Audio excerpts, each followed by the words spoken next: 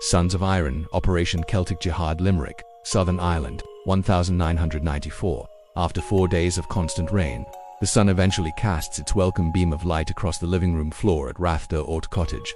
It was only lunchtime, but Colm McCabe had already drunk nearly half a bottle of Jameson's Irish whiskey. Then, with tears in his eyes, he raised a glass to the photograph of his late wife, Moira, on the windowsill. "Why did you have to leave me?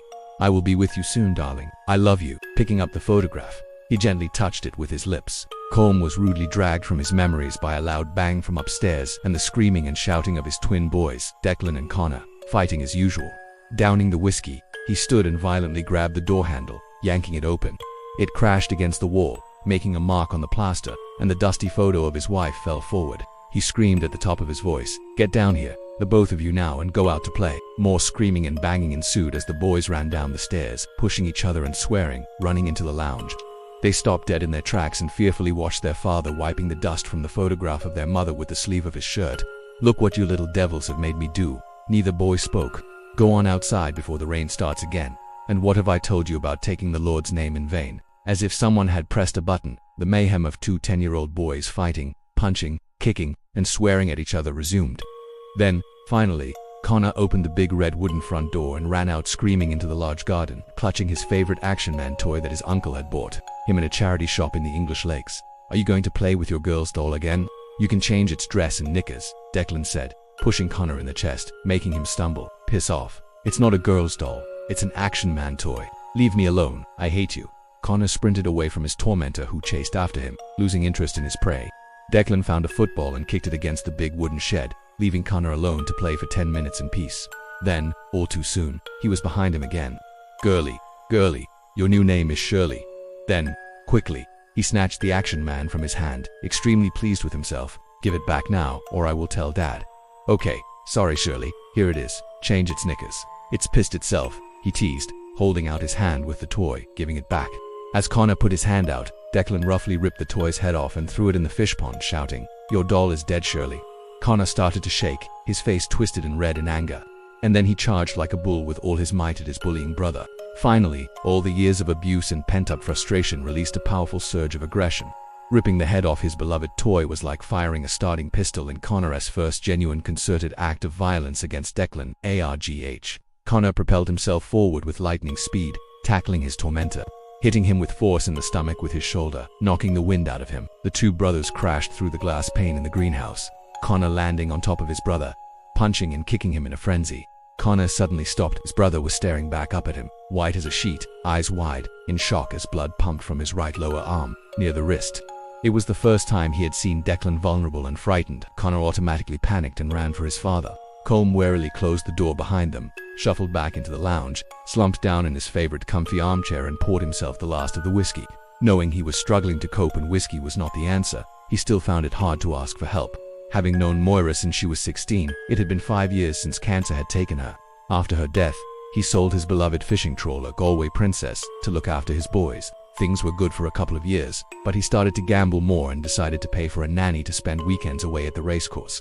Unfortunately, the debts soon mounted faster than his horses fell at the last hurdle. The only prudent thing he had done was pay off the mortgage with his wife's insurance. Colm was clinically depressed but didn't realize how ill he was. He needed a break and was at his wit's end with the twins. At first, family members rallied around, but gradually, the sympathy evaporated and the excuses multiplied. The truth was they hated babysitting the terrible twins, as they privately called them. Colm had brought things to an embarrassing head, getting drunk at a family wedding reception and telling them to fuck off. Even the nanny left. He offered her extra money after Connor threw his breakfast cereal over her head. She had said, "It would not be enough even if you paid me €1,000,000. Colm told her to go away using similar colorful language. The stressed father stood up, pulled the curtains to darken the room, grabbed the whiskey bottle and lay down on the sofa, taking a swig. He thought about calling his brother Eamon in England and asking if he would take the boys for a few weeks during the summer holidays. It had been 2 years since the twins went over. Eamon said they were a pleasure, but maybe he was just being kind. Exhaustion and the drink quickly took their toll. He had never felt this tired, even when fishing in the stormy Irish Sea for days. The grandfather clock in the hall chimed. He guessed it was 1 or 2, but did you and care, and drifted off into a deeply troubled sleep. His foot was trapped. The enormous waves were crashing over the bridge on his trawler. They were taking in water. "Here, cut the bastard off," his grandfather said, handing him a big shiny axe. "You don't need to feed, son." Colm held out his hand. Just pull my arm. I can get free. Help me, please." Then he opened his eyes. "Daddy, Daddy, come quick. Help." Colm woke with a start. Connor was pulling at his arm, crying his eyes out, and he had blood on his face and t-shirt. "Declan has cut his arm, Daddy." Declan spent 3 nights in the hospital with 30 stitches in his arm. Colm rang his brother, crying down the phone and asking more, pleading if he would take Connor for a few weeks, which he did 3 days later after Colm shook the little boy so violently it made his nose bleed.